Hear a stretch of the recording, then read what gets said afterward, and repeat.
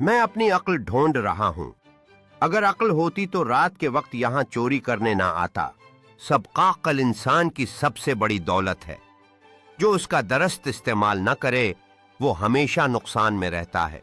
मालिक हंसा और बोला, सच कहा। अगर अक्ल होती तो चोरी का सोचा ही न जाता। आस ने चोर को माफ कर दिया, लेकिन कहा आइंदा अगर अक्ल मिल जाए तो उसे कभी खोना मत।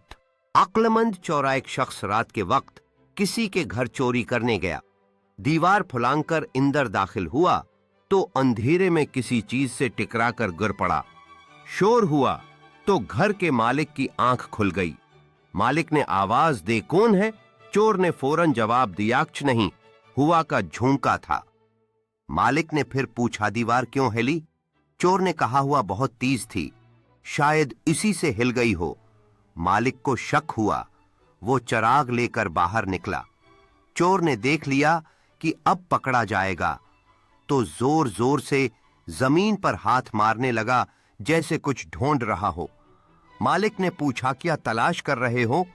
चोर बोला, भाई